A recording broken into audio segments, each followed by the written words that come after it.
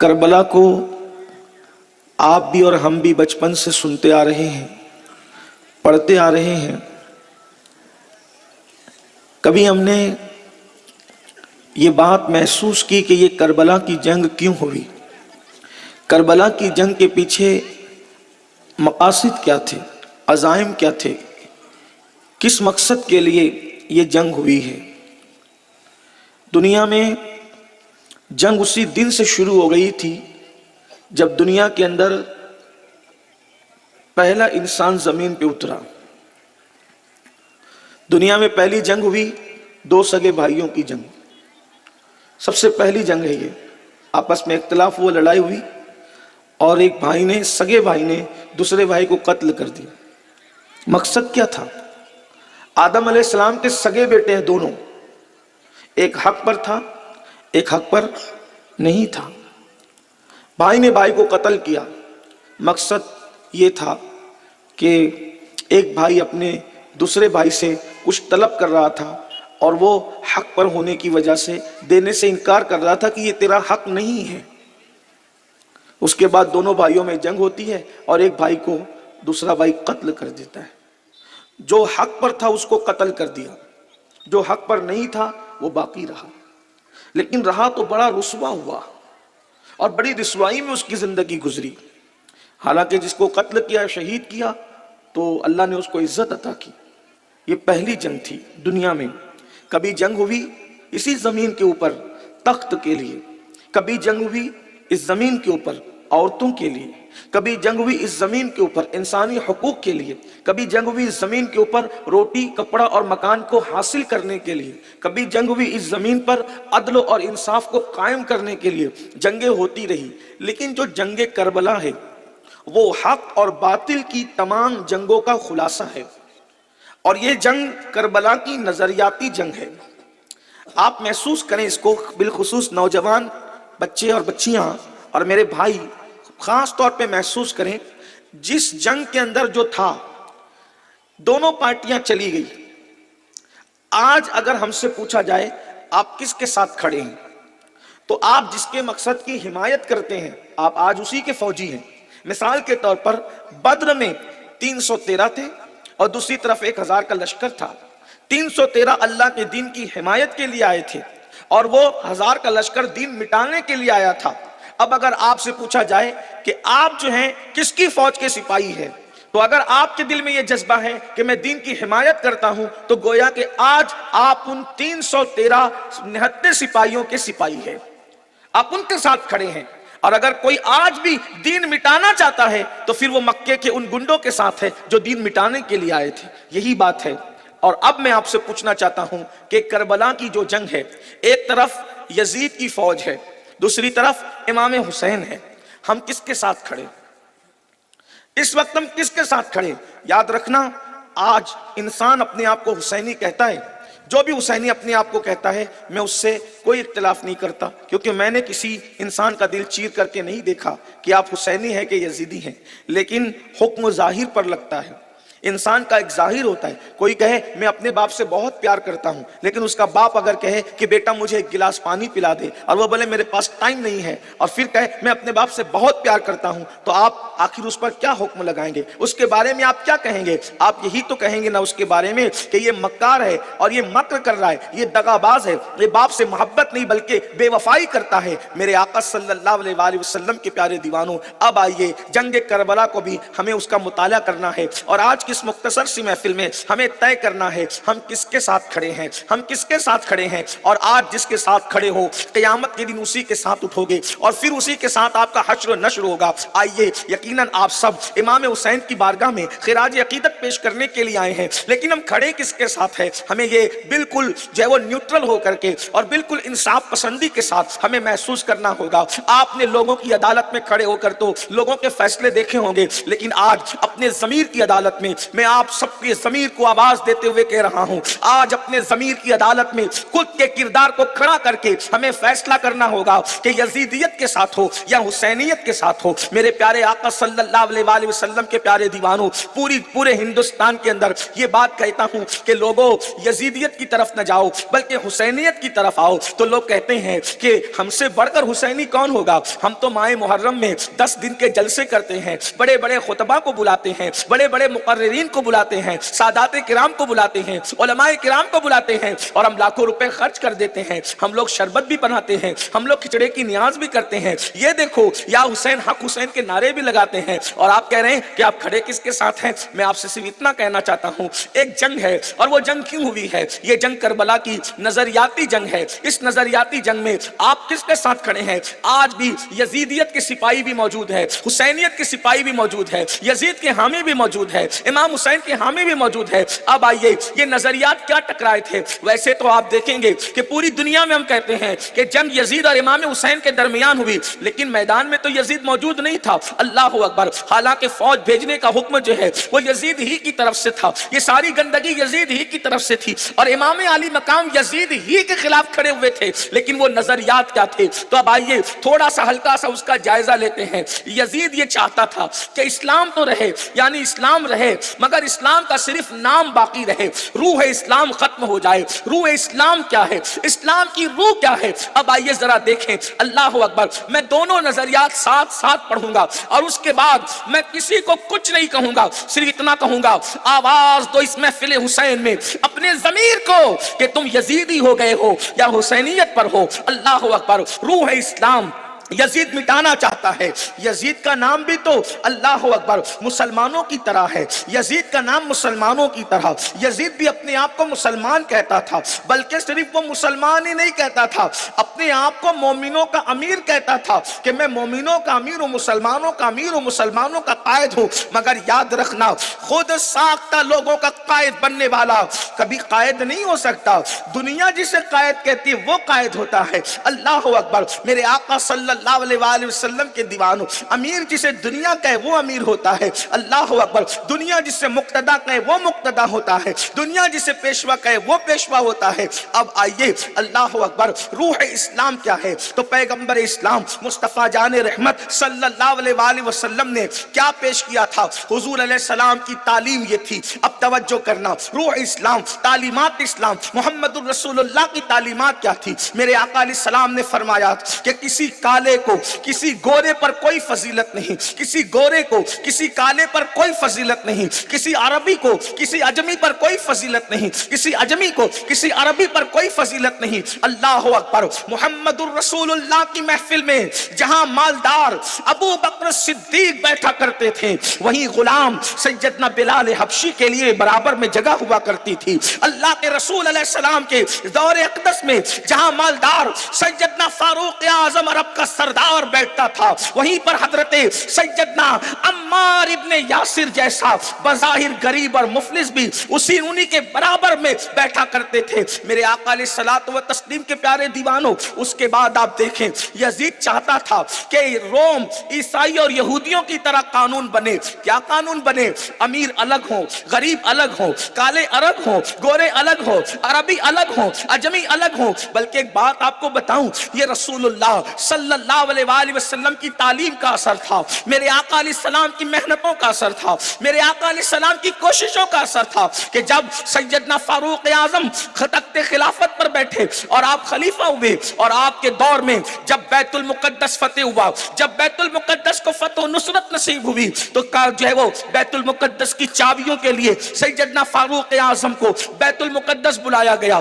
آپ اندازہ کریں، ایک ملک سے، ایک ملک کا تاجدار جب دوسرے ملک جاتا ہے، جس کی فوج نے وہ ملک کو فتح کیا ہو، تو وہ کس طرح جاتا ہے؟ لیکن یہ روح اسلام ہے، یہ اسلام کی تعلیمات ہے۔ وقت کا امیر المومنین، اللہ اکبر، اللہ اکبر، ہزاروں مربع میل پر حکومت کرنے والے سیدنا عمر ابن خطاب جب ملک شام جاتے ہیں تو بیت المال سے سواری لے کر نہیں جاتے، حکومت سے سواری لے کر نہیں جاتے، قوم کی سواری لے کر نہیں جاتے، آپ کے پاس ایک اونٹنی تھی، وہی اونٹنی لے کر کے جاتے ہیں، اور اللہ اکبر، جس غلام کو ساتھ لے جاتے ہیں، اللہ اکبر، اس غلام سے کہتے ہیں کچھ دور میں چلوں گا اور تم سواری پر بیٹھو گے، اور کچھ دور میں سواری پر بیٹھوں گا تو تمہیں پیدل چلنا ہوگا۔ اندازہ فرمائیں، دنیا کے تمام سیاستدانوں کی زندگی پڑھ لو اور محمد الرسول اللہ کے تیار کردہ تربیت یافتاؤں کی زندگی پڑھ لو، اندازہ ہے کوئی دنیا میں ایسا بادشاہ،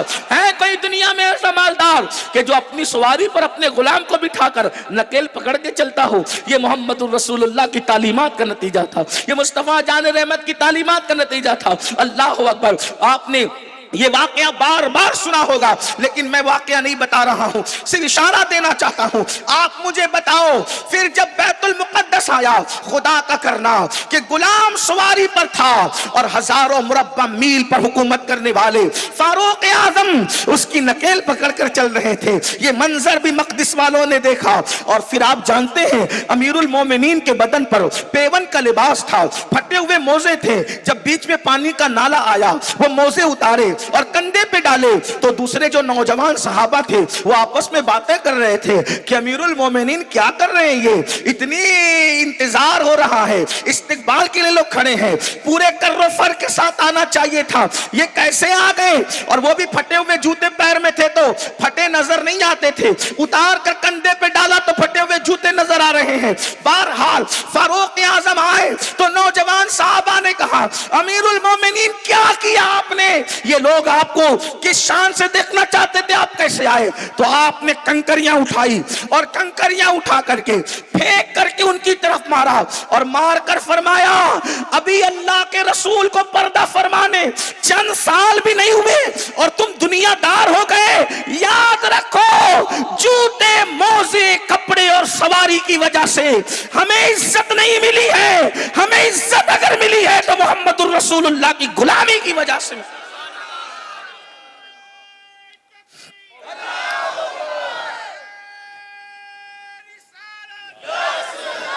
ہمیں رسول اللہ کی غلامی نے عزت دی، ہمیں اسلام نے عزت دی، ہم مسلمان ہیں اس لیے ہمیں عزت ملی ہے، ہم اللہ کے وفادار ہیں اس لیے ہمیں عزت ملی ہے۔ اور اس کے بعد اس کا اثر کیا ہوا؟ فاروق اعظم کو جب انہوں نے چابیاں دی ہے اسلام دشمن طاقتوں کے نمائندوں نے، تو انہوں نے کہا تھا عمر ہم تو سمجھ رہے تھے کہ تم کر و فر کے ساتھ آؤ گے، بہرحال اگر تم کر و فر کے ساتھ آتے ہم صرف چابیاں دیتے، لیکن آپ جس سادگی سے آئے ہو چابیاں بھی دے رہے ہیں اور اپنا دل بھی تمہارے قدموں میں نثار کر رہے ہیں، ہمیں کلمہ پڑھا کر اسلام میں داخل کرو۔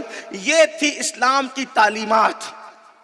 یزید اس کو اپنے دور میں بدلنا چاہتا تھا کہ ایسا نہیں ہوگا، دین کو اہمیت نہیں دی جائے گی، کپڑوں کو اہمیت دی جائے گی، جوتوں کو اہمیت دی جائے گی، سواریوں کو اہمیت دی جائے گی، غریبوں کو دبایا جائے گا، مالداروں کو اوپر لایا جائے گا۔ یہ فکر تھی کس کی؟ یزید کی۔ امام حسین کہتے تھے نانا کی دی ہوئی تعلیم تو مٹنے نہیں دوں گا۔ امام علی مقام سواری پر جا رہے ہیں، توجہ کرنا، کربلا یہ ہے، اصل کربلا ہم نے اس پہ توجہ نہیں کی، اصل کربلا دین کا تحفظ ہے، اسلام کی حفاظت ہے۔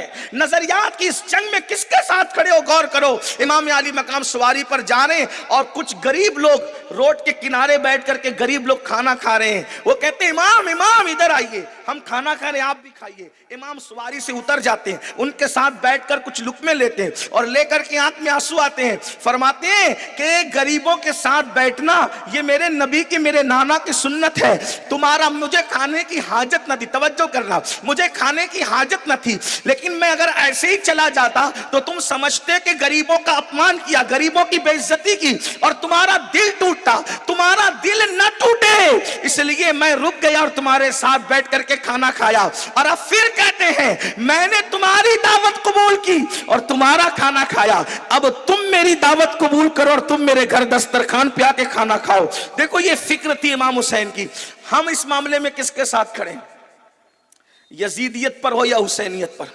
مالداروں سے پوچھنا چاہتا ہوں، بتاؤ کیا غریبوں کے لیے وہی ہمارے اندر فکر ہے جو امام حسین میں تھی؟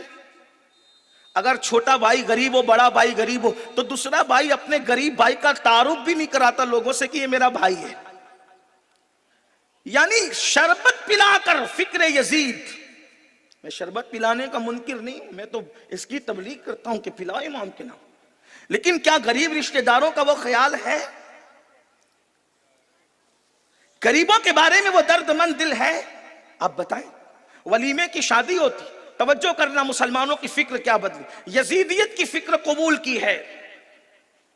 چیلم کی دعوت ہوگی تو غریبوں کو دعوت دی, چیلم ہوگا تو غریبوں کو دعوت دی جائے گی, اور ولیمہ ہوگا تو مالداروں کو صرف بلایا جائے. جبکہ اللہ کے رسول علیہ السلام نے فرمایا سب سے بدترین کھانا اور برا کھانا اس ولیمے کا کھانا ہے جس میں مالداروں کو تو دعوت دی جائے لیکن غریبوں کو نہ بلایا جائے. آپ سے پوچھنا چاہتا ہوں, اس کے بعد آپ دیکھیں اسی طریقے کے افکار و نظریات. اللہ اکبر, اس فکر میں آپ اپنے اندر خود ڈوب کر سوچو. آج آدمی مسجد کے اندر اگر کوئی غریب کھڑا ہو اور اس کے بدن سے پسینے کی بدبو آ رہی ہو تو آدمی ہٹ کر کے ادھر دور جا کر کے کھڑے رہتا ہے. یعنی مسجدوں میں بھی, مسجد کو بھی امیر غریبوں میں بانٹا ہم نے. یہ فکر یزید نہیں ہے. قیامت کے دن کس کے ساتھ اٹھو گے؟ صرف کڑے پہننے سے, محرم میں ڈھول تاشے بجانے سے اور محرم کی رسومات جو ہے وہ اپنے طور پر ادا کرنے سے کوئی حسینی نہیں بن جاتا. آپ بتائیں تو صحیح, کھڑے ہو فکر کے اعتبار سے یزید کے ساتھ اور اپنے آپ کو حسینی کہتے ہو, کس منہ سے کہتے ہو؟ بتاؤ. ہماری بہنوں سے پوچھتا ہوں, میری بہنوں مجھے بتاؤ, آج جب تم کسی شادی میں زیور پہن کے جاتی ہو اور کوئی غریب عورت بغیر زیور کی آتی ہے تو کیا کنکھیوں کا اشارہ کر کے اس کی غربت کا مذاق نہیں اڑایا جاتا؟ کس کے ساتھ کھڑے ہو؟ فکر یزید کے ساتھ کھڑے ہو. امام حسین کی حسینیت کیسے نصیب ہو سکتی ہے؟ نسبت حسینیت سے کیسے مستفیض ہو سکتے ہو؟ میرے آقا صلی اللہ علیہ وآلہ وسلم کے دیوانوں, اللہ اکبر, ہم لوگ کہیں نہ کہیں نادانستہ طور پر, غیر شعوری طور پر, نہ چاہتے ہوئے بھی فکر یزید کے اندر ڈوبے ہوئے ہیں. جنازوں کو بھی امیری اور غریبی میں بانٹ دیا ہے. جہاں جنازے کو کاندھا دینے والے نظر نہ آئے سمجھ جانا کسی غریب کا جنازہ ہے, اور جہاں کاندھے بدلنے والوں کی قطار لگی ہو سمجھ جانا یہ کسی مالدار امیر شہر کا جنازہ ہے. کتنے تعجب کی بات ہے جو اسلام امیر و غریب کا فرق مٹانے آیا تھا, کالے اور گورے کا فرق مٹانے آیا تھا, بلکہ بعض مقامات پر غریبوں کو, غلاموں کو اسلام نے مالداروں سے بلند کیا تھا. کیا بھول گئے وہ دن, فتح مکہ کے دن سارے مالدار زمین پہ کھڑے تھے اور حبشہ کا وہ بلال کعبے کی چھت پہ نظر آ رہا تھا, اور دنیا کو بتایا اسلام غریبوں کو کچلنے نہیں بلکہ غریبوں کو نئی زندگی دینے آیا ہے, غریبوں کو اٹھانے آیا ہے. میرے آقا صلی اللہ علیہ وآلہ وسلم کے دیوانوں, یہ نظریات کی جنگ تھی. اس کے بعد آگے چلیں اور جلدی جلدی آگے بڑھیں. اللہ اکبر, امام اللہ کے رسول علیہ السلام کی تعلیمات کے اندر شراب حرام تھی اور حرام ہے. اللہ ارشاد فرماتا ہے انما الخمر والمیسر والانصاب والازلام رجس من عمل الشیطان فاجتنبوه لعلکم تفلحون. اے ایمان والو, شراب اور جوئے کے قریب نہ جاؤ. دونوں چیزوں کو ساتھ میں بیان کیا. اے ایمان والو, شراب اور جوئے کے قریب نہ جاؤ. اللہ ارشاد فرماتا ہے اور پاسے کے قریب نہ جاؤ اور بت پرستی کے قریب نہ جاؤ. کیوں؟ کیونکہ یہ شیطانی کام, من عمل الشیطان. جوا اور شراب یہ شیطان کا کام. قرآن کا لہجہ دیکھیں, من عمل الشیطان, یہ شیطانی عمل ہے. شراب پینے والوں, نشہ کرنے والوں, گویا کہ اس کام کو کرنے والوں کو, جوا کھیلنے والوں, تمہیں شیطانی کام کرتے ہوئے شرم نہیں آتی؟ اسلام کہہ رہا ہے کہ یہ شیطانی کام ہے, بلکہ اللہ کے رسول صلی اللہ علیہ وآلہ وسلم کی احادیث میں ملتا ہے کہ شراب جس نے دنیا میں ایک گھونٹ پی اور مرنے سے پہلے توبہ نہیں کی تو مرتے وقت اس کی زبان پہ کلمہ جاری نہیں ہوگا. ڈر ہے کہ مرے گا تو کافر ہو کر کے مرے. نشے کی اسلام میں اجازت نہیں, اس کو ام الخبائث کہا گیا. اور پھر جوا, جوا کوئی ہو, کوڑیوں کا جوا, تاش کے پتوں کا جوا, یا آج ڈیجیٹل دور کے اس موبائل کا اور موبائل کے اوپر موجود الگ الگ ایپس کا جوا ہو. جوا کوئی بھی, دیکھیے نام بدلنے سے حقیقت نہیں بدلتی. اگر کوئی پیشاب زمین پہ پڑا ہے تو بھی پیشاب, اور سونے کی پیالی میں رکھا ہو تو بھی پیشاب. جگہ بدلنے سے, نام بدلنے سے حقیقت نہیں بدلتی. اور اللہ کے نبی پہ جان قربان کرنے کی بات کرنے والے میرے بھائیوں, اللہ کے رسول صلی اللہ علیہ وآلہ وسلم کے غلاموں, حجت الاسلام امام غزالی رحمت اللہ علیہ فرماتے ہیں کہ جب جوا کھیلنے والا قیامت کے دن اٹھے گا تو اس حال میں اٹھے گا کہ اس کے ہاتھ سور کے خون کے اندر رنگے ہوں گے, خنزیر کے خون کے اندر رنگے ہوں گے. آج جوا کھیلنا آسان ہو گیا, پہلے لوگ جوا کھیلنے کے لیے جوے کے آفسوں پہ، جوے کے اڈوں پہ جاتے تھے. اب ایک بیٹھا ہوا ہے کالاواڑ میں، دوسرا بیٹھا ہوا راجکوٹ میں، تیسرا بیٹھا بنگلور میں، چوتھا بیٹھا مالیگاؤں میں، کوئی بیٹھا اندور میں، کوئی بیٹھا ممبئی میں، کوئی بیٹھا دبئی میں، کوئی بیٹھا سعودی میں، اور ایک دوسرے سے کنیکٹ ہو کر انٹرنیٹ کے ذریعے سے اب لوگ جوا کھیلتے ہیں. نام بدلنے سے حقیقت نہیں بدلتی، جگہ بدلنے سے حقیقت نہیں بدلتی. جوا کھیلنے والوں توجہ تو کرو. یہاں تک فرمایا جو جوا کھیل کر کے نماز کے لیے جاتا ہے وضو کرنے، گویا اس نے سور کے خون سے اپنے ہاتھ اور پیروں کو دھلا ہے. یہاں تک کہنے والوں نے کہا مسلمانوں ہم کہاں ہیں؟ میری قوم کے یہ نوجوان جو 16 17 سال کی عمر کے جوان ہیں، ان لوگوں کو دیکھو، ان کو لگتا ہی نہیں کہ جوا کھیلنا کوئی گناہ ہے. ان کو تو لگتا ہے کہ ہم فیشن کر رہے ہیں، ہم فیشن پر ہے. اپنی آخرت کا خیال کرو. بہرحال میں بات اپنی طویل کرنے کی بجائے اس کو بہرحال مختصر سے مختصر ہی کرنے کی کوشش کر رہا ہوں، کیونکہ پانی کی بوندیں مجھے بار بار ڈراتی ہے کہ پتہ نہیں کہاں گفتگو کو ختم کرنا پڑے، لیکن جلدی جلدی چل رہا ہوں. توجہ کرنا. آپ کبھی سوچو تو صحیح، یہ ہے سید مشتاق باپو بیٹھے ہیں، سادات کرام بیٹھے ہیں. آپ سے پوچھتا ہوں محفل کے اختتام پر آپ کی کوشش ہوگی کہ ان سے مصافحہ کریں، اس لیے کہ سادات میں سے ہیں، علماء کرام ہیں. آپ سے پوچھتا ہوں اللہ اکبر، سید جس کے خون، جس کی رگوں میں رسول اللہ کا خون ہے، اس سے مصافحہ کریں تو مصافحے کی برکت سے آپ کی مغفرت ہو سکتی ہے. عالم دین جس کے سینے میں علم دین اللہ کی خشیت موجود ہے، اس سے مصافحہ کریں تو آپ کے گناہ معاف ہو سکتے ہیں. اللہ اکبر، آپ کی مغفرت اور بخشش کا پروانہ مل سکتا ہے. آپ کتنی کوشش کرتے ہیں، کتنا چاہتے ہیں. میں نے لوگوں کو علماء کی کاروں کے پیچھے دوڑتے دیکھا ہے، میں نے لوگوں کو ایک دوسرے سے جھگڑا کرتے دیکھا ہے صرف علماء اور سادات سے مصافحہ کرنے کے لیے. لیکن وہ دن کتنا خوبصورت دن ہوگا، وہ دن کتنا حسین دن ہوگا، وہ دن کتنا جمیل دن ہوگا، وہ دن کتنا قابل رشک دن ہوگا جس دن عالم نہیں بلکہ سید العالمین موجود ہوں گے. اس دن سادات نہیں بلکہ سید السادات سامنے ہوں گے. اس دن صرف نبی نہیں بلکہ سید الانبیاء موجود ہوں گے. اللہ اکبر، وہ میرے آقا، وہ آپ کے آقا جن کو دیکھنے کے لیے ہم روتے ہیں، ترستے ہیں. علماء سے کہتے ہیں کوئی ایسا وظیفہ دے دو کہ آقا کا دیدار ہو جائے. میرے بھائی، جس کو قیامت کا دن کہتے ہیں، اس دن آقا کا دیدار بھی ہوگا. اور آقا فرماتے صرف دیدار نہیں ہوگا، آقا فرماتے میں اپنی امت سے قیامت میں مصافحہ کروں گا. مصافحہ کتنا وہ عظیم دن ہوگا. ہم تو کہتے جس دن یار کی صورت نظر آئے اور یار کے ہاتھوں میں اپنا ہاتھ چلا جائے، اس دن میں قیامت پر بھی قیامت ہوگی. کہ وہ کیسا دن ہوگا جب آمنہ کا لال ہماری نگاہوں کے سامنے ہوگا، ہماری عقیدتوں کا مرکز و محور ہماری نگاہوں کے سامنے ہوگا، اور ہم حضور کے ہاتھوں میں اپنا ہاتھ دے رہے ہوں گے. کیا مقدر ہے امت محمدیہ کے.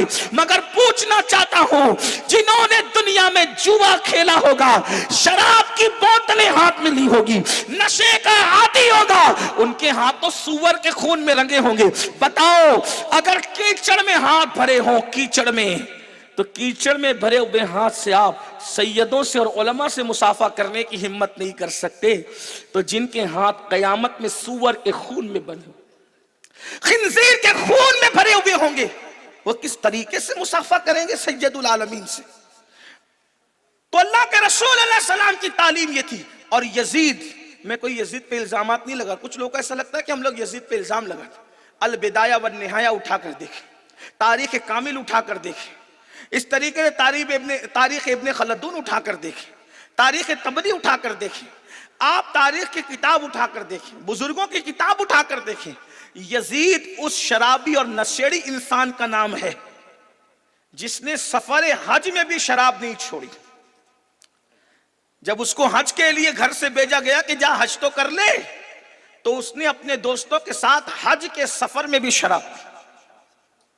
اب جب وہ بادشاہ بنا، اگر اس کو امام حسین تسلیم کر لیتے تو جب بادشاہ شراب پیے گا تو شراب سے کون روکے گا؟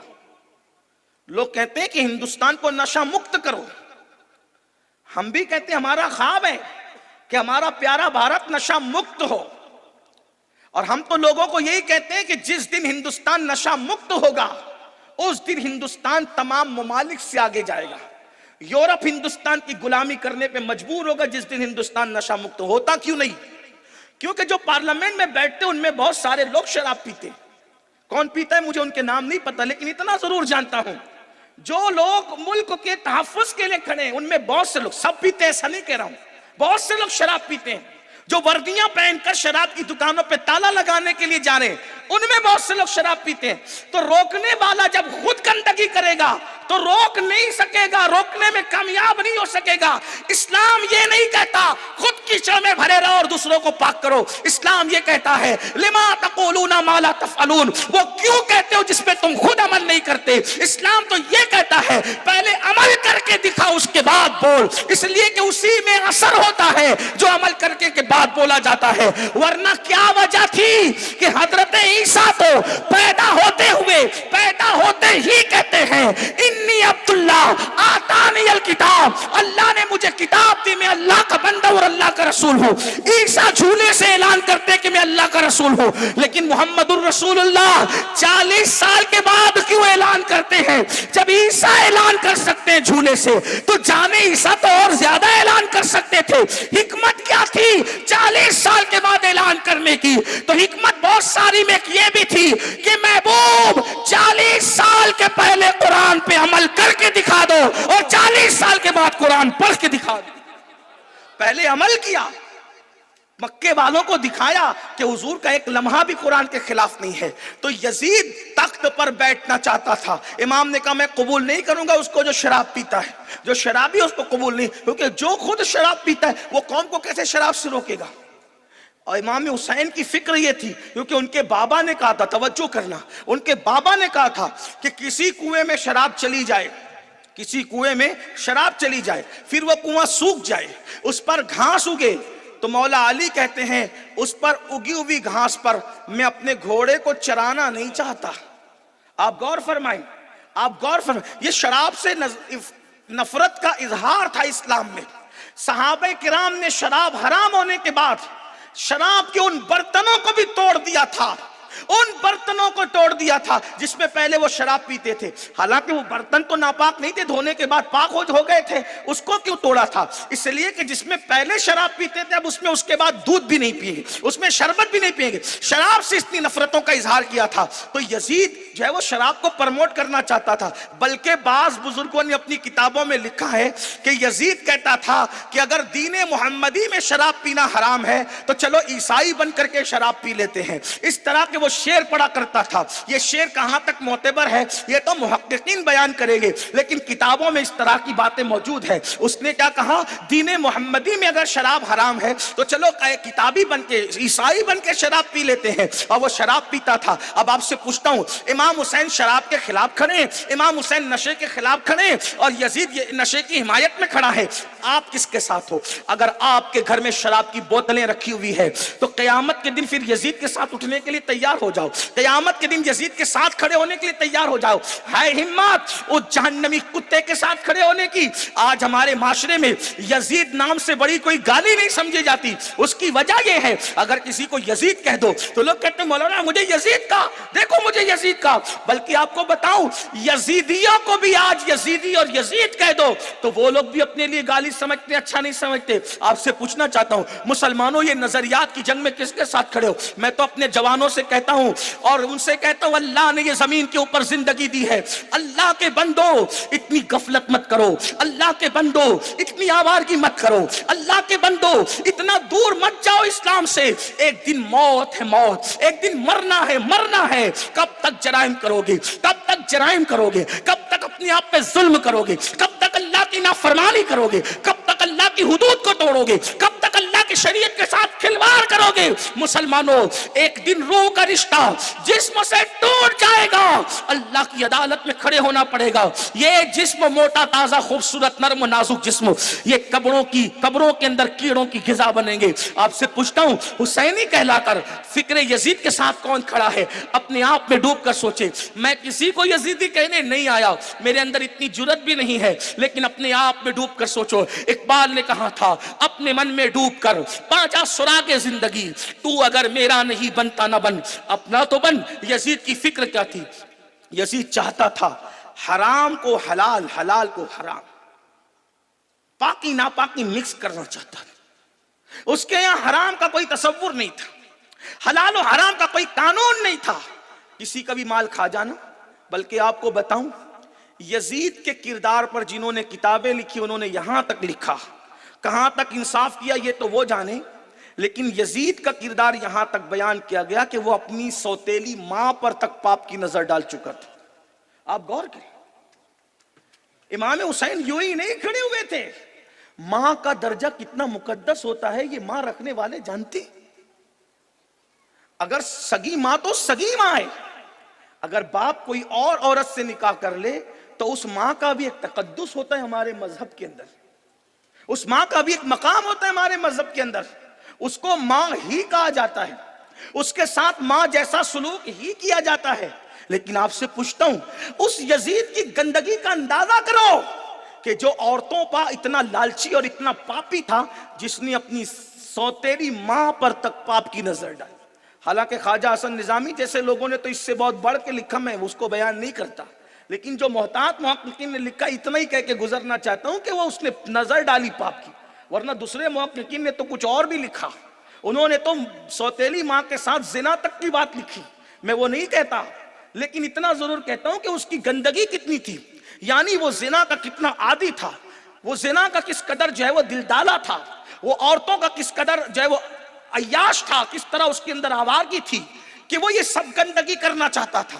اور وہاں کردار کی پاکیزگی کا یہ عالم ہے، کردار کی پاکیزگی کا یہ عالم ہے کہ 7 سال کی بیٹی بھی بے پردہ نظر نہیں آتی. 7 سال کی سکینہ کو بھی حکم دیا جاتا ہے، سکینہ اگرچہ میرے بعد لوگ چادریں چھین لے ممکن ہے، لیکن کبھی پردہ نہیں چھوڑنا، حتی الامکان کوشش کرنا پردے کی. اللہ اکبر. آپ اندازہ تو فرمائیں، اب اگر میرا جوان آج کی تاریخ میں موبائل کے اندر زنا کی فلمیں دیکھ رہا ہے اور زنا کے اڈے پہ جا رہا ہے تو وہ کس کی فکر کے ساتھ کھڑا ہے؟ بتائیں اس کے افکار کیا ہیں؟ اگر قیامت کے دن، صرف سمجھانے کے لیے کہہ رہا ہوں، قیامت کے دن فہرست بنے گی، یزید زانی تھا، زانی اس کے ساتھ کھڑے ہو جائیں. امام حسین زنا کے مخالف تھے، نگاہوں کو پاک رکھنے والے امام حسین کے ساتھ کھڑے ہوں. یزید شرابی تھا، نشہ کرتا تھا، نشیڑی اس کے ساتھ کھڑے ہو جائیں. حسین نشے کے خلاف کھڑے تھے، جو لوگ نشے کے خلاف تھے دنیا میں وہ حسین کے ساتھ کھڑے ہو جائیں.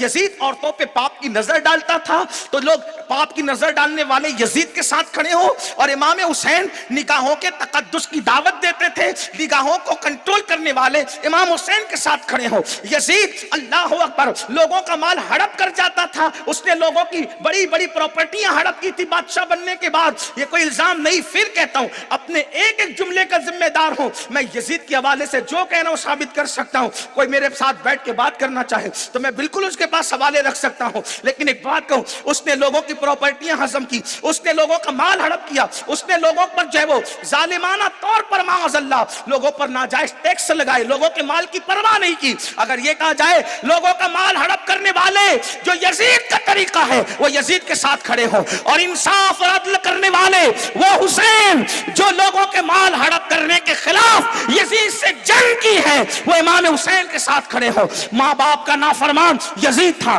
ماں باپ کے نافرمان یزید کے ساتھ کھڑے ہوں. امام حسین ماں باپ کے ایسے فرما بردار تھے کہ ماں بھی ناز کرتی تھی اور بابا بھی ناز کرتے تھے، تو ماں باپ کے وفادار امام حسین کے ساتھ کھڑے ہوں. مجھے بتاؤ، یزید مسجدوں کو ویران کرتا تھا، مسجدوں کو ویران کرنے والے یزید کے ساتھ کھڑے ہوں.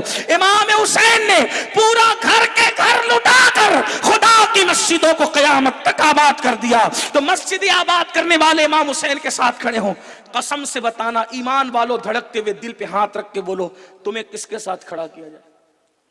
غور کرو، سوچو، جنتی جوانوں کے سردار کے ساتھ تم کھڑے رہو گے یا اس جہنمی کتے کے ساتھ جس کا جہنم میں جانا یقینی ہے؟ آپ بتائیں. یہ نہیں سوچتے، مرنا نہیں سوچتے، مرنا بھول گئے. بس اتنا یاد ہے امام حسین کربلا میں شہید ہوئے تو ہم نے کیا کرنا ہے؟ ہم نے تو محفل کرنا ہے، شیرنی بانٹنا اور پھر شربت تقسیم کرنا ہے. پھر کیا ہم نے جب وہ کچھ رسومات ڈھونڈ لی ہے تو کہا کہ چلو کچھ ڈھول بھی بجا لیں، کچھ تاشی بجا لیں، جو منع کرنے ہیں اس کو یزیدی کہہ دیں. کہا یہ تو منع کرنے کے لیے. آپ سے پوچھنا چاہتا ہوں، آپ کے مذہب میں جو امام حسین کے نانا کا دیا ہوا مذہب ہے، میں تو لوگوں کو یہ کہتا ہوں کہ کیوں بجاتے ہو ڈھول؟ لوگ اس پہ مجھے گالیاں دیتے ہیں. ٹھیک، شوق سے دے لو، قیامت کے دن سب کھلے گا کون کیا ہے. لیکن آپ سے پوچھتا ہوں، امام حسن اور امام حسین جن کی شادیوں میں ڈھول نہیں بجے، ان کی شہادت پر تم ڈھول بجاتے ہو؟ اور سوچو تجھے کیا آپ کو میں بات کہتا ہوں، عقل میں آنے والی بات. اگر تمہارے گھر اللہ نہ کرے کسی کو وہ دن اللہ نہ دکھائے، کسی کے بیٹے کا ایکسیڈنٹ ہو اور میت گھر میں پڑی ہو، اور اس دن تمہارے گھر کے آنگن میں آ کے کوئی ڈھول بجائے، تمہارے دل پہ کیا گزرے؟ اتنا بتانا. میں اپنی بہنوں سے بھی پوچھتا ہوں، بتاؤ ذرا، تمہارے ایک بیٹے کی لاش ایکسیڈنٹ سے گھر میں پڑی ہے، اس دن تمہارے گھر کے آنگن میں ڈھول بجائے اور تمہارے دل پہ کیا گزرے گی؟ آپ بتائیں. امام حسین کے ایک بیٹے کی لاش نہیں تھی جس دن تم ڈھول بجاتے، پورا گھر ہی لٹ گیا. حتیٰ کہ 6 مہینے کا شہزادہ سیدنا امام علی اصغر بھی شہید تھے. ایک بیمار زین العابدین کے سوا کوئی نہیں بچا، کوئی نہیں. ایک بیمار زین العابدین، اور وہ بھی اس لیے بچے کے بیمار تھے، اللہ کی حکمت تھی بیمار کرنے میں کہ حسین پاک کی نسل چلتی رہے. ورنہ اگر وہ بھی تندرست ہوتے تو وہ بھی کربلا کے میدان میں جاتے، اور وہ کہہ رہے تھے کہ میں تو جاؤں گا، لیکن بیماری کی وجہ سے جب اٹھنے کی کوشش کی تو زمین پہ گر گئے. امام نے سینے سے لگا کے فرمایا، میرے لال، اگر تم بھی کربلا میں جاؤ گے تو حسینی نسل کا سلسلہ کیسے چلے گا؟ نبی کی اولاد کا سلسلہ کیسے چلے گا؟ تم نے نہیں جانا. آپ سے پوچھتا ہوں، احساس کرو، تمہارے غم کے موقع پر جب تمہیں ڈھول کی آواز اچھی نہیں لگتی تو کربلا کی دھرتی پر نبی کا تو پورا گھر کے گھر لٹا. کیا وہ حادثہ تھا؟ کیا وہ سانحہ تھا؟ کیا وہ قیامت صغری تھی؟ اللہ اکبر. اگر ایک گھر میں 2 جنازے ایک ساتھ نکلے ہوں تو پورا محلہ رو تو پڑتا ہے کہ ایک گھر سے 2 جنازے نکل گئے.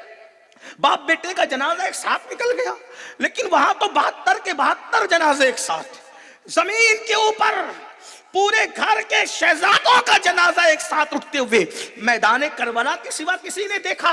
یہ امت نبی کی اہل بیت سے محبت کی بات کر کے آخر کتنا ظلم کرے گی؟ حیرت ہے. اسی دن جس دن امام کی شہادت ہوئی تھی، ہماری بہن بیٹیاں بے پردہ نکلتی ہے میک اپ کر کے. ہندوستان کے بہت سارے شہروں کے اندر الگ الگ رسومات ہیں. عاشور کے دن ہمارے مہاراشٹر میں بھی ایسا ہوتا ہے، آپ کیا ہوتا مجھے نہیں پتا، لیکن ہندوستان میں کم و بیش سب جگہ ایک ہی ہے.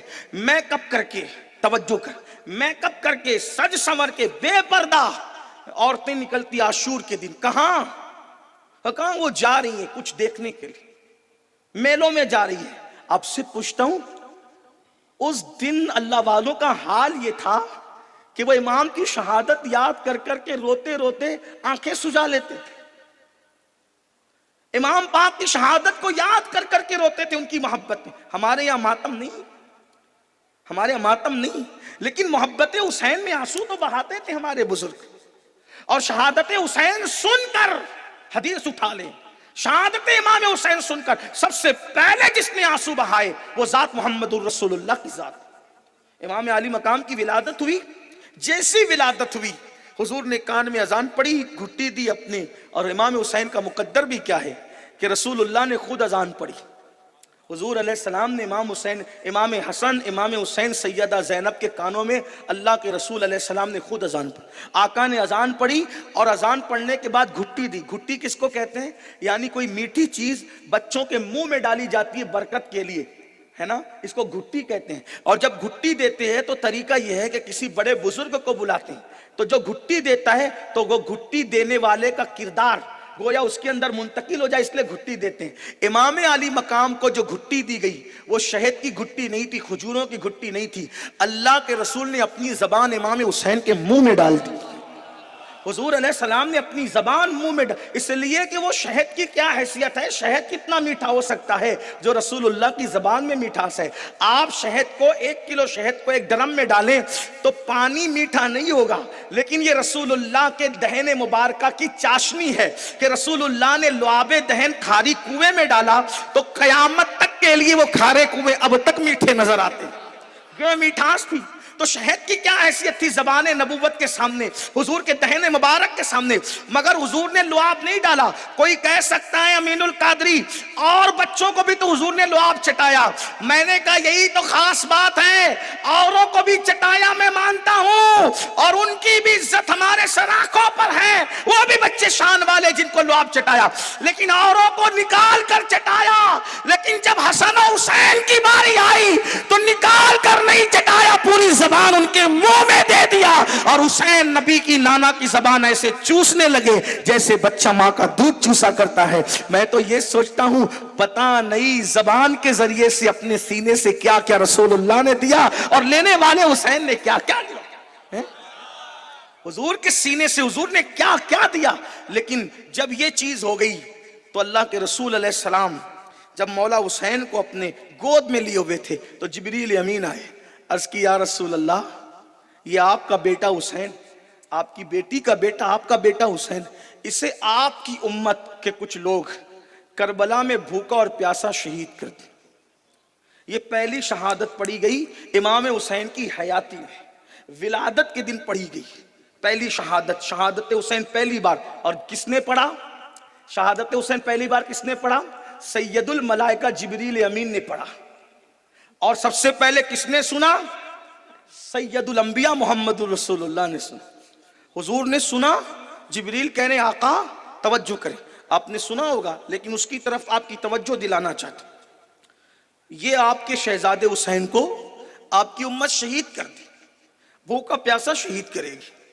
آقا نے سنا میرے اس بیٹے کو، میرے شہزادے کو میرا کلمہ پڑھنے والے بھوکا پیاسا شہید کریں گے؟ ہاں آقا، میں اس زمین کی مٹی بھی لایا ہوں، اس زمین کی مٹی بھی لایا ہوں۔ یہ وہ مٹی ہے جہاں پر حسین شہید ہوں گے، وہ مٹی ہے۔ جس دن یہ مٹی سرخ ہو جائے سمجھ لینا کہ حسین کربلا میں شہید ہو گئے۔ آقا نے وہ مٹی، سیدہ فاطمہ موجود ہے، مولا علی موجود ہے، ام الفضل موجود ہے، سب موجود ہے۔ حضور علیہ السلام وہ مٹی اٹھا کر ام سلمہ کو دیتے۔ ام سلمہ یہ لو یہ مٹی ہے، توجہ کریں غور کریں، بہنوں کی بھی توجہ۔ مٹی کس کو دی؟ ام المومنین حضرت ام سلمہ کو دی۔ ام سلمہ جب یہ مٹی سرخ ہو جائے سمجھ لینا میرا حسین شہید ہو گیا کربلا میں۔ بھائی مٹی آئی تھی تو کس کو دیتے؟ ماں زیادہ حقدار تھی، بابا زیادہ حقدار تھے، ہے نا؟ حضور کی چچی ام الفضل زیادہ، بظاہر تو یہ لگتا ہے حضور کس کو دے رہے مٹی؟ نانی کو، ام المومنین سیدہ ام سلمہ کو، جو امام حسین کی رشتے میں نانی بھی لگتی، ان کو دیا۔ ام سلمہ جب یہ مٹی سرخ ہو جائے سمجھ لینا میرا بیٹا شہید ہو گیا۔ کیا پتا چلا؟ حضور غیب کی خبر جانتے ہیں کیا؟ آقا جانتے ہیں کہ جب حسین شہید ہوں گے تو فاطمۃ الزہرا نہیں ہوگی، حسین شہید ہوں گے تو علی بھی نہیں ہوں گے، حسین شہید ہوں گے تو ام الفضل بھی نہیں ہوگی، حسین شہید ہوں گے تو عائشہ صدیقہ بھی نہیں ہوگی۔ جس دن میرا حسین شہید ہوگا اس دن ام المومنین ام سلمہ موجود ہوگی۔ اس لیے حضور نے وہ مٹی ان کو عطا کی، اور ام سلمہ ام المومنین یہ کربلا کے واقعے تک حیات رہی۔ لیکن بہرحال تو حضور نے سنا، رو پڑے، آقا علیہ السلام نے سنا، رو پڑے، روئے حضور۔ جب حضور اب بیٹا پیدا ہو، بچہ ہاتھ میں ہو اور حضور روئیں تو سیدہ فاطمۃ الزہرا نے پوچھا بابا آپ کیوں رو رہے؟ رونے کی وجہ کیا ہے؟ فرمایا بیٹی ابھی جبریل آئے تھے اور جبریل نے کہا کہ آپ کے اس حسین کو میدان کربلا میں آپ کے کچھ امتی شہید کر دیں گے بھوکا پیاسا، اس لیے میں رو پڑا۔ اب جبریل امین نے پہلی شہادت پڑھی، حضور نے سنا، حضور نے دوسری مرتبہ شہادت پڑھی، کس کے سامنے؟ سیدہ فاطمہ اور مولا علی کے سامنے، وہ بھی رو پڑے، سب رو پڑے۔ آپ سے پوچھتا ہوں جب شہادت امام حسین پڑھی گئی حضور روئے، سیدہ روئی، مولا علی روئے، نبی کے گھر والے روئے، اور بعد میں پھر اس شہادت کو یاد کر کر کے اس شہادت کے ادب میں امام حسین کی محبت میں آج تک اہل ایمان کے کلیجے پہ آرا چلتا ہے۔ اس دن عاشورہ کے دن جب یاد کرتے ہیں، اب اسی دن سرخیاں لگا کر، پاؤڈر لگا کر، سنگھار کر کے اگر عورتیں بے پردہ نکلیں تو رسول اللہ کے دل پہ کیا گزرتی ہوگی؟ آپ بتائیں، آپ کس دن پر چل رہے ہیں، ہم کس دن پہ چل رہے ہیں؟ سوچو تو صحیح، وہ دن، اس دن تو عبادت کا دن ہونا چاہیے، وہ دن تو تلاوت قرآن کا دن ہونا چاہیے، وہ دن تو نعت مصطفیٰ پڑھنے کا دن ہونا چاہیے۔ اور میں اپنی بہنوں سے کہتا ہوں میری بہنیں اس دن بے پردہ ہیں اور اس کے علاوہ سال بھر بے پردہ ہیں۔ عورتوں کو آج پردے کا کوئی لحاظ نہیں، کوئی پاس نہیں ہے، اور مرد ہو یا عورتیں زندگی میں نماز سے بھی چھٹی۔ 95% مسلمان کہتے ہیں مولانا ٹائم نہیں ملتا، ٹائم نہیں ملتا۔ 5% لوگ نماز پڑھتے ہیں دنیا میں، اللہ ماشاءاللہ، ہے نا؟ آپ سے پوچھتا ہوں کس کربلا کی بات کرتے ہیں؟ کس کربلا؟ آئیے میں آپ کو ایک بات بتاؤں، اس کو توجہ سے سنیں، بات مکمل کروں۔ کربلا والوں کی فکر کیا تھی؟ کہاں انہوں نے نماز چھوڑی؟ بتائیں، زندگی میں کب نماز چھوڑی؟ میں تو جب اس واقعے پہ پہنچتا ہوں میرا دل چھلنی ہوتا ہے۔ کہ کربلا والوں نے سب لٹا کر کس طرح اللہ کی نماز کو بچایا، اللہ کے قانون کو بچایا، دین کو بچایا، شریعت کو بچایا. اور یہ وہی حسین پاک کے ماننے کی بات کرتے ہیں جن کی زندگی میں نماز. امام علی مقام علی جدی والی اسلام کی شہادت ہو، سب شہید ہو گئے، بچہ بچہ شہید ہو گیا. ایک بیمار کربلا امام زین العابدین بچے ہیں، حتیٰ کہ ظالموں نے خیموں کو آگ لگا، رسول اللہ کی شہزادیوں کی بہووں کی خیموں کو آگ لگا دیا، سب چھین لیا، سب ظلم کر لیا. حتیٰ کہ ہمارے بزرگوں نے لکھا کہ سیدانیوں کی، سید زادیوں کی انہوں نے چادریں تک چھین لی. کھلے آسمان کے نیچے ان سیدانیوں کو، سید زادیوں کو بٹھا. میں جب گجرات آتا ہوں، یہاں کے لوگوں کی محبت دیکھتا ہوں، تو میں نے دیکھا یہاں سید زادیوں کو اگر کوئی بوڑھا بھی ہو اور 7 سال کی سیدہ کو پکارنا ہوتا ہے تو یہاں کا سفید ریش بوڑھا بھی سیدہ کو ماں کہہ کے پکارتا ہے. سیدانیوں کی کتنی عزت ہے، ماں کہہ کے. 7 سال کی سید کی بچی کو ایک بوڑھا بھی جو غیر سید ہے ماں کہہ کے پکارتا. سوچیں، جس نے حاتم طائی کی بیٹی کو چادر اڑائی تھی، اس رسول اللہ کے شہزادیوں کی چادریں تک چھین لی. سوچو، کھلے آسمان کے نیچے وہ شہزادیاں موجود، لاشوں پہ گھوڑے دوڑ رہے. میں اپنی بہنوں سے پوچھتا ہوں، آپ سے نہیں ان سے پوچھتا ہوں، ایک شوہر کے جسم پر گھوڑا دوڑ رہا ہو شہادت کے بعد تو بیوی کے دل پہ کیا گزری؟ ایک بھائی کے دل پر، ایک بھائی کے سینے پر شہادت کے بعد گھوڑا دوڑ رہا ہو تو بہن کے دل پہ کیا گزرے گی؟ سوچو. ایک بیٹے کے سینے پر شہادت کے بعد گھوڑا دوڑ رہا ہو، ماں کے دل پہ کیا گزرے گی؟ میں سمجھتا ہوں اس درد کو مرد تو مرد لیکن عورتیں زیادہ محسوس کر سکتی ہیں. اس دن ہم شبیہ پیغمبر حضرت علی اکبر کے سینے پہ گھوڑے دوڑائے جا رہے. امام قاسم جن کی لاش کو گھوڑوں سے کچلا جا رہا تھا، امام حسین ان کے جسم اطہر کو گھوڑے سے کچلا جا رہا تھا. ان عورتوں کے دل پہ کیا گزری ہوگی جن کی چادریں تک چھین لی گئی، ننھے معصوم کا جھولا تک لوٹ لیا گیا، 7 سال کی شہزادی سکینہ کے چہرے پہ تماچے مارے گئے. اتنا سب کر کے ان 3 دن کے بھوکے پیاسے شہزادیوں کو کھلے آسمان کے نیچے بٹھایا. وہ خواتین رو رہی تھی. کتنا رو رہی ہوگی اس کا اندازہ آپ کریں. وہ رو رہی تھی اور جب روتے روتے وقت گزرا، روتے روتے وقت گزرا تو سیدہ زینب پاک جو سیدنا مولا علی کی شہزادی سیدہ فاطمہ الزہرا کی بیٹی ہے، ان سید زادیوں سے، سیدانیوں سے کہتی ہے، بیبیوں بہت رو چکی ہو، بیبیوں بیبیوں بہت رو چکی ہو، نبی کی بیٹیوں، نبی کی بہووں، نبی کی شہزادیوں بہت رو چکی ہو. جتنا رو چکی ہو اس سے زیادہ تمہارا ابھی رونا باقی ہے. ارے نماز عصر کا آخری وقت آ گیا، اے نبی کی بیٹیوں، اب بھی تم پر نماز معاف نہیں ہے. اٹھو، پہلے نماز پڑھو. ان کچلتی ہوئی لاشوں کے اندر بھی ان سید زادیوں نے، سیدانیوں نے، نبی کے گھر کی بیٹیوں نے، بہووں نے ان کچلی ہوئی لاشوں کے ماحول میں بھی نماز عصر ادا کی. پانی نہیں تھا، زمین کربلا پر انہوں نے تیمم کیا اور تیمم کر کے نماز پڑھی. اسی دن میری بہن تو نماز چھوڑ کر، قرآن چھوڑ کر بے پردہ میلے میں جائے گی؟ یہ کون سی اہل بیت کی محبت ہے؟ اس دن تم لوگ بدعتیوں جیسے کام کرو گے، اس دن تم لوگ اچھلو گے، کودو گے، ناچو گے. حیا تو کرو، غیرت تو کرو. امام علی مقام کے دل پہ کیا گزرے گی اس دن جس دن نماز بچانے کے لیے پورا گھر قربان کیا؟ اسی عاشورہ میں تم نماز نہیں پڑھو گے میلوں کے چکر میں، اور جو تمہیں میلے سے روکے گا وہ کہو یہ تو یزیدی ہے. تمہارے کہنے سے کیا ہوتا ہے؟ اس لیے نظریاتی جنگ تھی، بات ختم کرنے لگا. نظریاتی جنگ تھی، کس کے ساتھ کھڑے ہو خود غور کرو. मेरे किसी को यजीदी कहने से कोई फर्क नहीं पड़ता और न मेरा किसी को हुसैनी कह देने से कोई फर्क पड़ता है।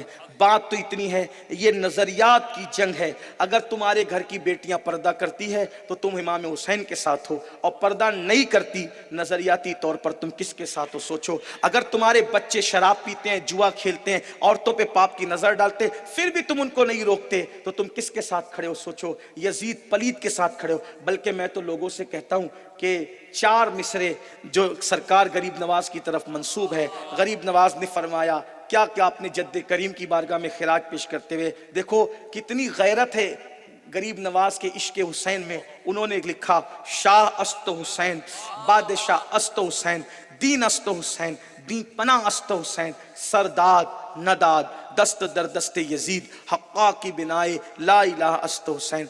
देखिए 4 मिसरे हैं, आसानी से समझ लोगे। शाह अस्त हुसैन, बादशाह अस्त हुसैन, हुसैन शाह है, हुसैन बादशाह है। दीन अस्त हुसैन, दी पनास्त हुसैन, हुसैन दीन है और दीन को पना देने वाले हैं। सरदाद नदाद दस्त दर दस्ते यजीद, सर दे दिया मगर अपना हाथ नहीं दिया यजीद के हाथ में।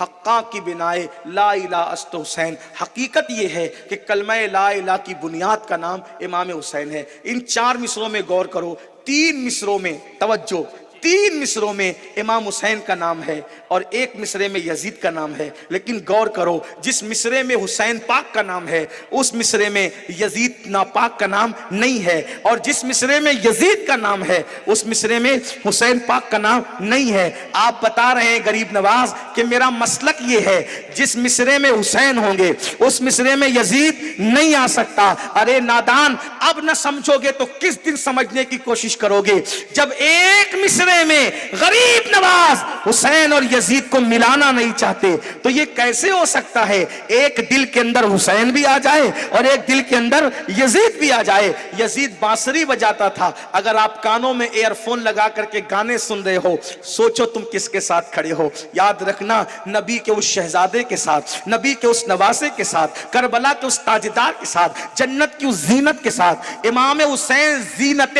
जन्नत का नाम है।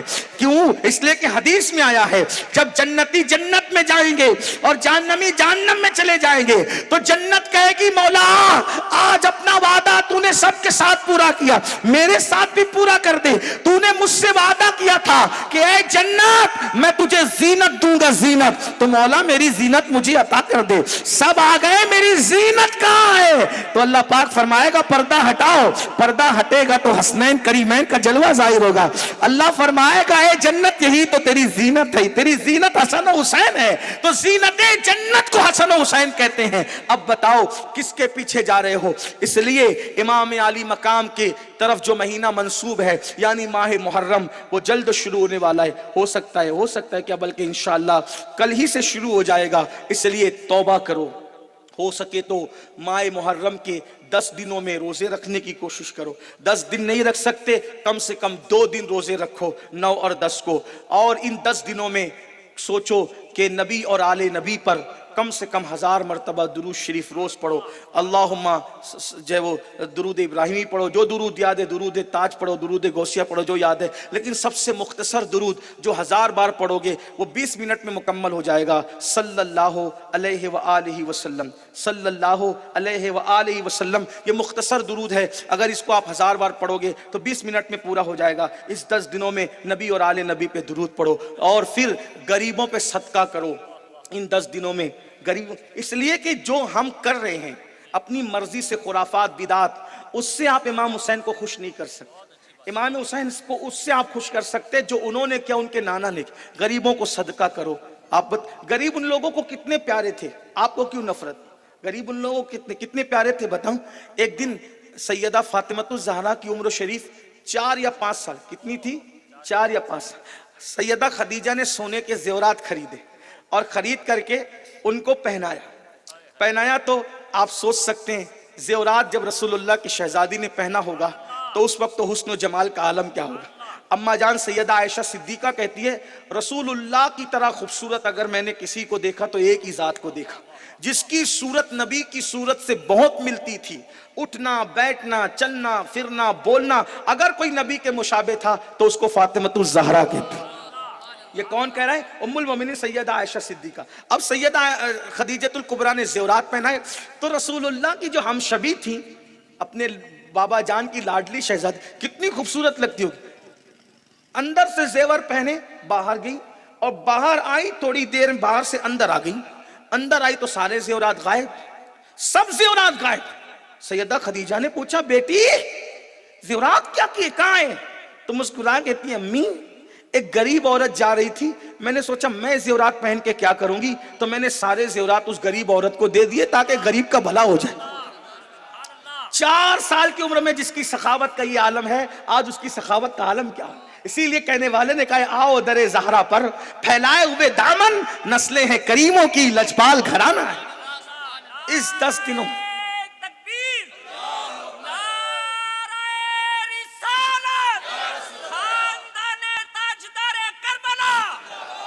اس 10 دنوں میں صدقہ کرو، غریبوں پہ صدقہ کرو، اور جو رشتہ دار آپ کے غریب ہیں پہلے ان پر صدقہ کرو۔ ہو سکے تو روزانہ حسنین کریمین کربلا والوں کے ایصال ثواب کے لیے شربت تقسیم کرو، شربت پلاؤ، شربت کا نظم کرو۔ اسی طریقے سے کسی کو کپڑے پہنا سکتے ہو تو کپڑے پہنا، اور آپ کے آس پاس میں وہ سادات کرام جو مالدار نہیں، یہ نہیں کہتا جو غریب ہے، نہیں، جو مالدار نہیں ہے، کیونکہ وہ رسول اللہ کی آل ہے، ان کی خدمت کرو، ان کو نظر پیش کرو۔ کیوں؟ کیونکہ یہ لوگ حضور وہی خون ہے جو کربلا میں تھا، یہ وہی خون ہے جو کربلا میں تھا، جو مالدار نہیں ان کا خیال کرو، ان کو نظر پیش کرو۔ پتہ ہے میرے آقا علیہ السلام فرماتے ہیں کہ میری اولاد پر جو بھی خدمت کرے گا، آقا فرماتے ہیں مجھ پر واجب ہے، لازم ہے کہ جس نے دنیا میں میری آل کا خیال کیا، جب وہ قیامت میں مجھ سے ملے گا تو میں اس کو اس کا بدلہ عطا کروں گا۔ اس حدیث کو لکھ کر امام اہل سنت کہتے ہیں سنیو دوڑو اور آل رسول کی خدمت کرو۔ کیوں؟ کیونکہ حضور کہہ رہے ہیں کہ مجھ پر لازم ہے، میں اس کا بدلہ اس کو دوں گا جب وہ مجھ سے قیامت میں ملے گا۔ تو گویا کہ سب حضور کو ڈھونڈ رہے ہوں گے اور حضور آل نبی کی خدمت کرنے والے کو صلہ عطا کر رہے ہیں۔ اس لیے جو آپ محرم میں بدعتوں پہ خرچ کرتے ہو، وہ اخراجات آپ سادات پہ کرو جو مالدار نہیں ہیں۔ ہاں، کیونکہ بے شمار سادات آپ ہی کے گجرات میں ایسے ہیں جن کی بیٹیوں کے لیے میں نے سنا کہ شادی کا انتظام نہیں ہے۔ ہاں میں نے سنا، معتبر ذرا ہے، میری بات کی تائید علماء کریں گے کیونکہ میں یہاں آتا جاتا رہتا ہوں۔ بے شمار آپ کے یہاں ایسے سادات ہیں جو مالدار نہیں ہیں، جو اپنے بچے کو تعلیم نہیں دے سکتے۔ تو آپ سے پوچھتا ہوں کہ جو بدعات اور خرافات پر خرچ کر رہے ہو، اگر وہ اولاد حسین کی تعلیم پہ خرچ کرو تو آپ سے پوچھنا چاہتا ہوں کتنے خوش ہوں گے؟ ارے جب میرے بچے کی خدمت کرو گے تو میں خوش ہوتا ہوں، اور رسول اللہ کی آل کی خدمت کرو گے تو آپ کے بچے کی خدمت کرے آپ خوش ہوتے ہیں، حضور کی آل کی خدمت حضور خوش ہوں گے۔ اس لیے میں آپ سے اتنا کہنا چاہتا ہوں جہاں خرچ کرنا ہے وہاں کرو۔ واللہ میں اہل سنت کی رسومات کا مخالف نہیں ہوں، آپ میری تقریریں اٹھا کے دیکھیں، اہل سنت کی رسموں پر جس نے حملہ کیا ہم نے اس کا پنجہ مروڑنے کی کوشش کی ہے الحمدللہ، لیکن جس کا تعلق اہل سنت سے ہے ہی نہیں، آپ اس میں کیوں جا رہے ہو؟ محبت نام ہے فرما برداری کا، محبت نام ہے اطاعت کا، جو انہوں نے کیا وہ کرو، جو بزرگوں نے کیا وہ کرو۔ آج کل کچھ لوگ اوور ایکٹنگ کرنا چاہتے ہیں، وہ یہ بتانا چاہتے ہیں کہ ہمیں سب سے زیادہ اہل بیت کی محبت ہے، اس لیے پھر ہم وہ کچھ کریں گے جو کسی نے نہیں کیا تاکہ لوگ ہمیں تمغہ دے۔ پھر میں آپ سے پوچھتا ہوں کیا غوث پاک سے زیادہ تمہارے سینوں میں اہل بیت کی محبت ہے؟ غریب نواز سے زیادہ سینوں میں اہل بیت کی محبت ہے؟ وارث پاک سے زیادہ سینوں میں محبت ہے؟ اور صاحب البرکات سے زیادہ محبت ہے؟ ہاں کیا باتیں کرتے ہو؟ اس لیے میں اپنی بہنوں سے کہتا ہوں عاشورہ کی شب ہو یا عاشورہ کا دن ہو، عبادت میں گزارو، اور عورتیں گھروں میں رہ کر کے وقت گزارے۔ اور بہنوں سے کہتا ہوں اگر تمہیں امام حسین سے محبت ہے تو آج عہد کر کے اٹھو کہ مولا حسین کو پردہ پسند تھا، آج کے بعد مجھے کوئی بھی بے پردہ نہیں دیکھے گا۔ امام حسین کی امی کو پردہ پسند تھا، آج کے بعد مجھے بے پردہ کوئی نہیں دے۔ آج جو ہم کہتے ہیں نا بیٹیاں بھاگ رہی ہیں اور بیٹیوں کے ساتھ یہ ہو رہا ہے، اس کی سب سے بڑی وجہ بے پردگی ہے۔ جب تک کہ بچیاں پردے میں رہی، ہماری بچیوں کی غیرت کا عالم یہ تھا کہ سگے چچا زاد بھائی سے بھی ہماری بیٹیاں پردہ کرتی تھی، سگے مامو زاد بھائی سے بھی ہماری بیٹیاں پردہ کرتی تھی، دیور سے بھی ہماری بیٹیاں پردہ کرتی تھی، جیٹھ سے بھی ہماری بیٹیاں پردہ کرتی تھی، اسی طرح سے بہن بھائی سے بھی ہماری بیٹیاں پردہ کرتی تھی۔ لیکن آج سب کے سامنے بے پردہ، اور آج کیا کہا جاتا ہے آنکھوں میں پردہ ہونا چاہیے، چہرے پہ پردے کا کیا مطلب؟ تو آپ کا یہ گندا جملہ کہاں کہاں زلزلہ پیدا کر رہا ہے تمہیں پتا ہے؟ اس کا مطلب جنہوں نے پردہ کیا ان کی آنکھوں میں پردہ نہ تھا؟ اس کا مطلب جنہوں نے پردہ کیا ان کی آنکھوں میں حیا نہ تھی؟ کس طرح بدترین جملے لوگ اپنی جہالت کی وجہ سے کہتے ہیں، اور اپنی گندگی کو چھپانے کے لیے کتنی پاکیزہ ہستیوں پہ انگلی اٹھاتے ہیں۔ پتا ہے تمہیں جس دن اللہ کے رسول نے سوال کیا تھا منبر پہ بیٹھ کر، اے میرے صحابہ بتاؤ عورت کے لیے سب سے بہترین چیز کیا ہے؟ عورت کے لیے سب سے بہترین چیز کیا ہے؟ سب صحابہ چپ ہو گئے، خاموش ہو گئے کہ بہترین چیز عورت کے لیے کیا ہے؟ مولا علی اٹھے اس محفل سے اور اٹھ کر گھر میں گئے اور گھر میں جا کر کے پوچھا فاطمہ بتاؤ عورت کے لیے سب سے بہترین چیز کیا ہے؟ تو سیدہ فاطمہ نے جواب دیا، اے میرے سرتاج عورت کے لیے سب سے بہترین چیز یہ ہے کہ اس کو کوئی اجنبی مرد دیکھ نہ سکے، اس کو کوئی اجنبی مرد دیکھ نہ سکے۔ مولا علی عرض کیا یا رسول اللہ عورت کے لیے سب سے بہترین چیز یہ ہے کہ عورت کو کوئی اجنبی مرد دیکھ نہ سکے۔ حضور نے پوچھا یہ جواب کس نے دیا؟ تو مولا علی نے کہا آپ کی شہزادی کے علاوہ کس نے دیا؟ تو فرمایا فاطمہ تو بدا تو منی، وہ تو میرے جگر کا ٹکڑا ہے۔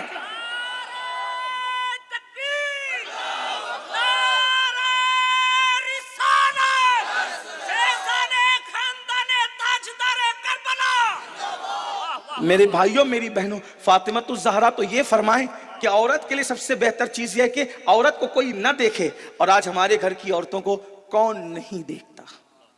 ہماری بیٹیوں کو کون نہیں دیکھتا؟ اور پھر جب بیٹیاں کسی کا ہاتھ پکڑ کے جاتی ہے تو پھر خون کے آنسو رو کر کہتے ہیں کہ میری بیٹی چلی گئی، قصور کس کا ہے؟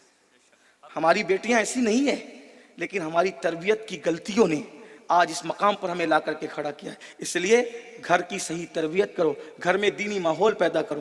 10 دن کے حسینی مت بنو، زندگی بھر کے حسینی بنو، تاکہ دنیا بھی کامیاب ہو جائے، آخرت بھی کامیاب ہو جائے۔ اور یزیدیت پہ لعنت کرو، یزیدی کردار پہ لعنت کرو اور اس سے دور ہٹو۔ آج سے پہلے اگر کوئی معاذ اللہ زنا کی طرف گیا، شراب کی طرف گیا، جوا کی طرف گیا، بدکاری کی طرف گیا، بے پردگی کی طرف کوئی کہیں گیا، اگر وہ آج سچے دل سے توبہ کر لے تو اللہ اسے معاف کرے گا، رسول اللہ بھی معاف کریں گے، اور امام حسین اسے پیار سے کہیں گے جیسے غلطی کرنے والے حر کو میں نے آزاد کر دیا تھا، جا میں تجھے بھی معاف کرتا ہوں۔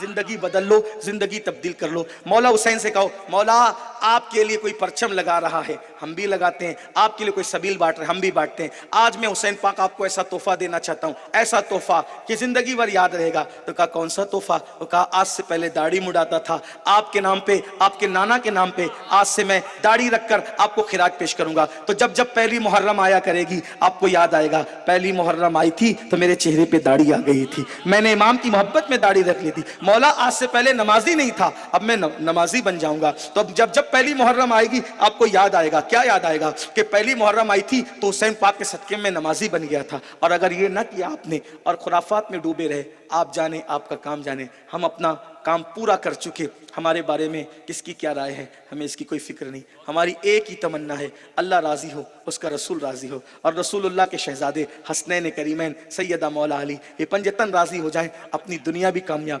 آخرت بھی کامیاب۔ صرف محفل والے حسینی مت بنو، اپنے دل کو حسینی بناؤ، اس دل کو رنگو عشق حسین میں۔ آپ کو نہیں پتا اہل بیت کی محبت کا صلہ کیا ہے؟ اہل بیت کی اس محبت کا صلہ رسول اللہ کے ساتھ جنت میں داخل ہونا ہے۔ آپ کیا سمجھتے ہیں اہل بیت کو؟ آقا فرماتے جو مجھ سے میری آل سے محبت کرے وہ جنت میں جہاں میں محمد رہوں گا وہیں پر اس میرے غلام کو بھی رکھا جائے گا۔ یہ وہ صلہ ہے۔ اس لیے محبت کا ناٹک مت رچو بلکہ سچی محبت کرو۔ اور کوئی خرافات لے کر کے آئے، خرافات لانے والا کتنا ہی بڑا ہو، ہمارے لیے شریعت پہلے ہے۔ ہر ایک کی بات کو شریعت پہ پرکھو، یہ شریعت کے مطابق کہتا ہے یا شریعت کے خلاف۔ اگر شریعت کے خلاف کہتا ہے تو کتنا بھی بڑا ہو اس کو جوتے کی نوک پہ رکھو، شریعت کے مطابق کہتا ہو کتنا ہی چھوٹا ہو اس کو قبول کر لو۔ کیا یزید جو ہے وہ صحابی رسول کا بیٹا نہ تھا؟